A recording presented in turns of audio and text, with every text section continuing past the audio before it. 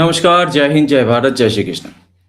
বাংলাকে ইসলামিক রাষ্ট্র ঘোষণার দিকে কি আরো এক পা এগিয়ে যাচ্ছে? মানে এই যে বাবরি মসজিদ বা বাবরি মসজিদের যে ফিয়াসফাই করা হলো, তাতে আজকাল আমরা দেখতে পাচ্ছি যে অন্য ইসলামিক রাষ্ট্রের পতাকা উড়ছে বা ওড়ানো হচ্ছে বাবরি মসজিদ সাইটে। ঠিক আছে? বা যেখানে বাবরি মসজিদ বানানো হবে সেই জায়গাতে। হুম। আপনারা দেখতে চাইলে দেখতে পারেন। ঠিক আছে? আমি ভিডিওটাকে প্লে করছি। দেখুন। আমাদের মসজিদের টাকা আছে 2000 500 আর 500 নেই না 500 500 600 600 600 600 700 700 700 700 সাড়ে সাত সাড়ে সাত সাড়ে সাত ওকে। সো হাঁসের বুলি লাগানো হচ্ছে, হাঁস বিক্রি হচ্ছে। যদিও মানে কি বলবো আর? আল্টিমেটলি সেই জায়গাতেই ফিরে চলে আসে।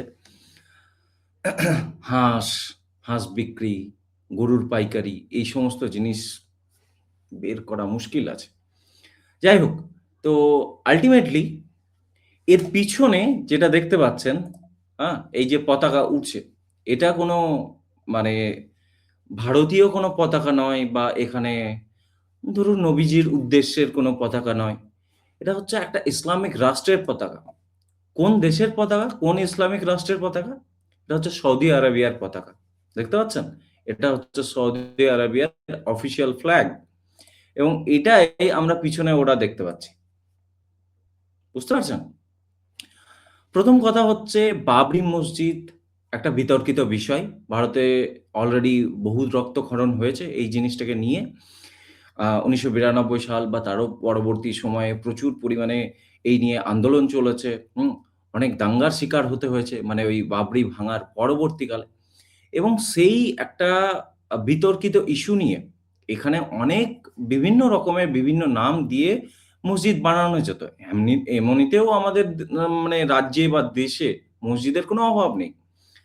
Still Humayun Kabir deliberately Babri মসজিদকেই choose করল। আচ্ছা, তারপর সেটার শিলান্যাসও তো হলো। ওদের ভাষাতে শিলান্যাসকে কি বলে মনে হয় যাই হোক শিলান্যাস তো বলে না। কিছু একটা বলে যেটা আমি জানি না। তো এত কিছু হলো। কিন্তু ব্যাপারটা হচ্ছে যে এগুলো হতে, হতে আমরা দেখলাম obviously এর পিছনে তৃণমূলের মদদ থাকবে, আছে। কারণ তৃণমূলের মদদ ছাড়া তো এই সমস্ত কিছু হতে পারে না।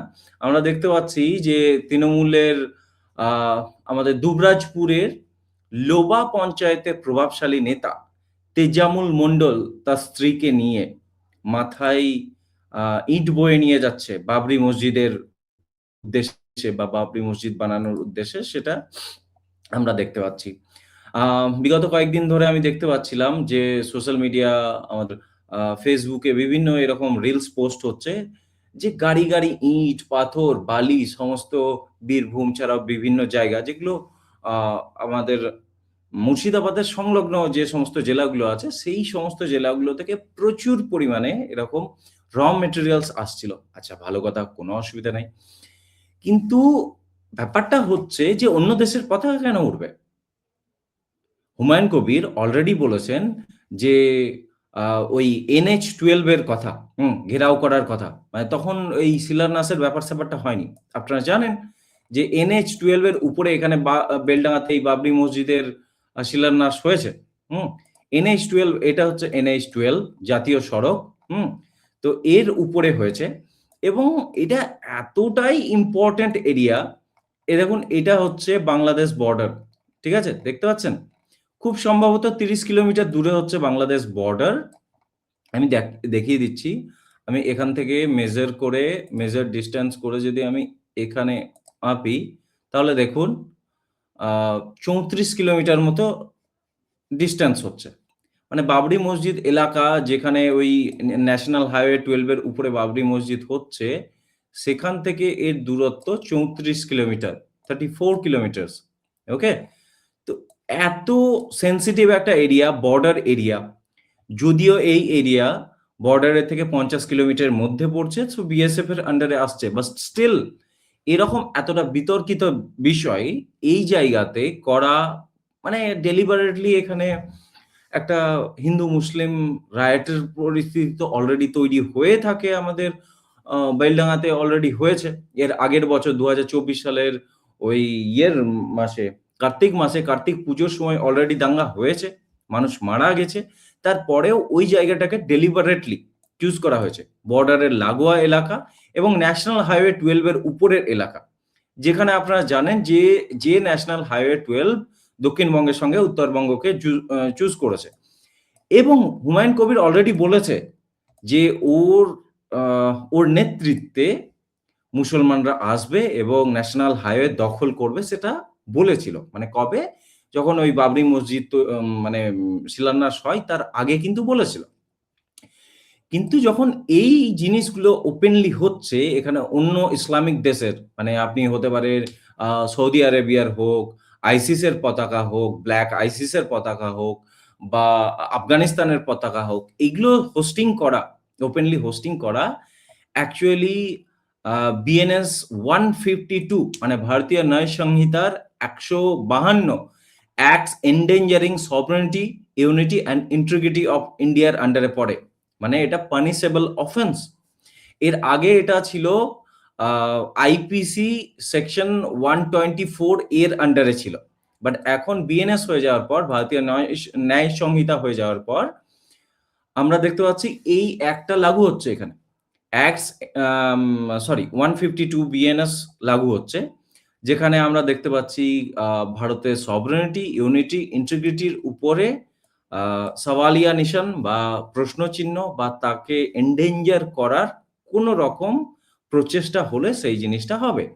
যার জন্য লাইফ ইমপ্রিজনমেন্ট অফ লাইফ আছে, ইমপ্রিজনমেন্ট আপ টু 7 ইয়ার্স আছে, ফাইন আছে, কগনিজেবল অফেন্স, আবার নন ভেলেবল অফেন্স এটা।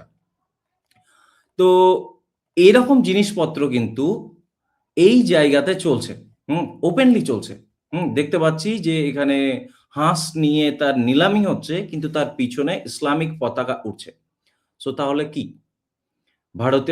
ভারতের কথা বাদ দিচ্ছি আমরা। এই ল অ্যান্ড অর্ডার যেহেতু স্টেটের সাবজেক্ট, ল অ্যান্ড অর্ডার যদি স্টেটের সাবজেক্ট হয়, তো তাহলে পশ্চিমবঙ্গ সরকার, পশ্চিমবঙ্গের প্রশাসন কি দেখতে পাচ্ছে না যে এখানে কি হচ্ছে?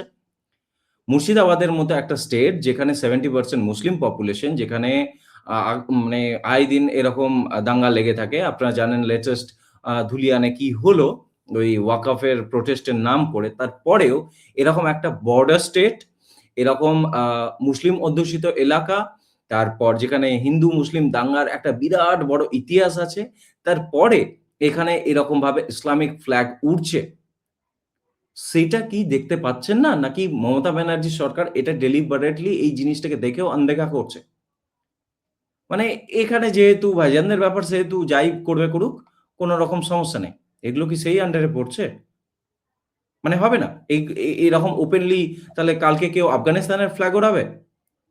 আগামী দিনে কেউ তাহলে আইসিস এর ফ্ল্যাগ ওড়াবে? এই জিনিস চলবে এবার ভারতে। এবং সেম এই ল অ্যান্ড অর্ডার সিচুয়েশন যেহেতু স্টেট হ্যান্ডেল করছে, তাহলে এইগুলো অ্যালাউ করা হবে পশ্চিমবঙ্গ সরকারের তরফ থেকে?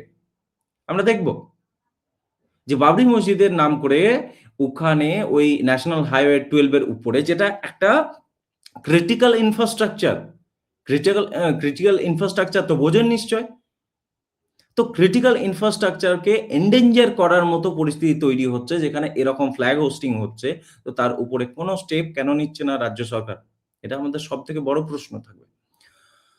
তো এই সম্পর্কে আপনাদের কি মতামত অবশ্যই জানাবেন। এই ভিডিওতে এতটাই। আবার দেখা হচ্ছে রাত্রি 8:30টার সময় লাইভে। ততক্ষণের জন্য জয় হিন্দ, জয় ভারত, জয় শ্রীকৃষ্ণ।